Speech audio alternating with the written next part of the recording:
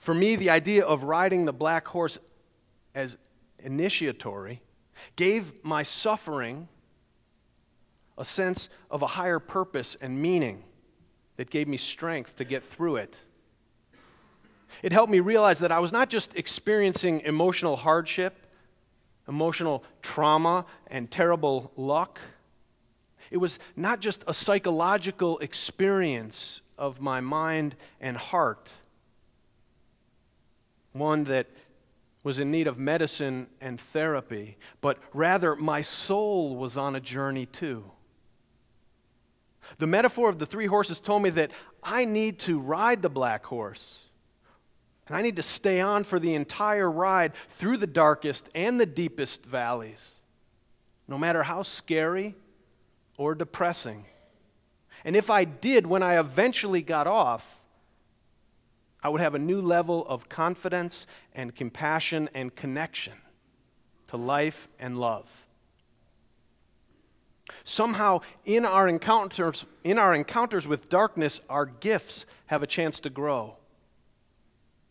For me, this sense of meaning and purpose gave me a hope and a resolve to get up each morning and face the emptiness and suffering that I was feeling, without succumbing to the temptations to escape. I believe that all of our experiences of pain and hardship and loss have the potential to be initiatory and to ultimately help us to realize some of our gifts that we have to offer the world. Now, I don't think that bad things happen to us for the purpose of our discovering these gifts, but rather that bad things happen. We don't know why, but they do to everyone. And when they do, they have the capacity to lead us to higher states of consciousness and compassion. The three horses is just one example of the power of having a vocabulary to confront the trials and temptations in our lives. Throughout time, people have used stories and images as tools to comprehend life and to understand our place in it. With that in mind, I want to look again at the story of the temptations of Jesus in the wilderness from the Christian Bible. It's the story that we're studying throughout the month of January. First of all, it's no coincidence that the story of the temptation of Jesus comes directly after his baptism. People often think that once they've joined a religious community or once they have taken up a spiritual path, that suddenly their temptations in life will become lesser.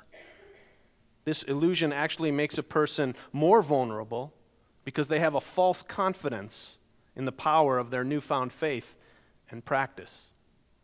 That's a warning to those who will be coming up here after the service to sign the visitor's book. The membership book. It's also significant that by the time that the temptations begin, Jesus has been in the wilderness for 40 days and 40 nights alone and without food. It's usually when we're weakened and frail and lonely and longing that we are most susceptible to temptation.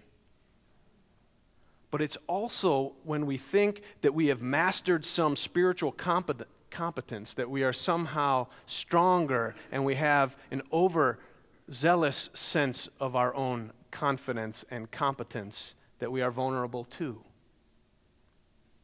In the story, the tempter, Satan, or the devil, is very sly. And this shows us something about the nature of temptation in our own lives. In fact, in the story, Satan plays on Jesus' goodness and virtue as a tactic to trick him. And in the same way, a lot of bad things happen and get committed by people through their desire to do good. This is where, as we talk about the fact that not everything happens, not all the temptations and the evils happen because of mental illness or because of abuse as children and those kinds of things, because they happen to perfectly good, perfectly rational people sometimes in the pursuit of doing what's right and doing what's good.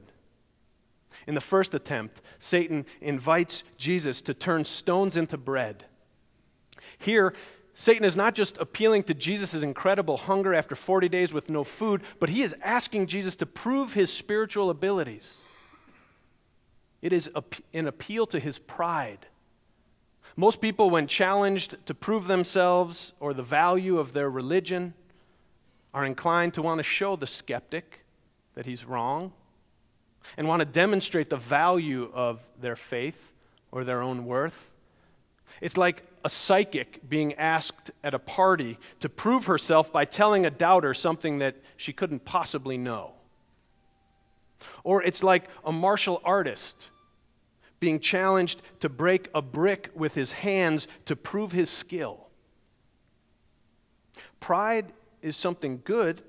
Pride in something good can make a person want to show a doubter that they're right and that that doubter is wrong.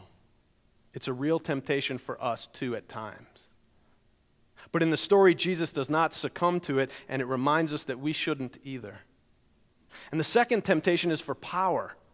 It says, "And Satan took him up and showed him all of the kingdoms and empires of the world, and said to him, 'To you I will give all this authority, with all their glory. For it has been delivered to me, and I will give it, and I can give it to whom I will. And if you then shall worship me, it shall all be yours.'" This is about the tempting power of power. It's the temptation to say to ourselves that if I do this one thing, even though it goes against my values, I will then have the power to do so much good in the world. It's incredibly seductive to compromise our values when we think it will bring us power that then we plan to use for good.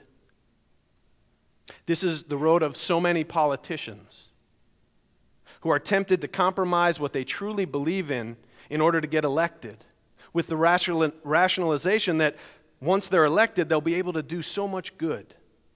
I won't name any particular names in the current political season, but we can all see they're out there. It's also the temptation of many of us voters who vote for politicians who we don't really agree with or believe in. In the story, Jesus doesn't fall for the bargain. And the lesson is that we shouldn't either. And in the third and final temptation, Satan wants Jesus to prove his faith in God. Satan dares Jesus to throw himself down from the tower of the temple. If Jesus truly believes in the power of God and God's love for him, then he will do a nosedive off the tower and prove his faith, because God will not let him die. In this trial, Satan attempts to take a virtue, the virtue of strong faith, and turn it into a vice. It reminds me of people who handle poisonous snakes to show the power of their faith in God. The idea being that God will not allow these snakes to bite a person who has faith that's strong enough. And it also reminds me of people who don't believe in taking their children to the doctor when they're very sick because they believe that their prayers and their faith in God will be enough to heal them. And if not, that's God's will. These are examples of people who have been tempted by a very sly adversary to pervert the virtue of their strong faith and thus to turn it into a vice.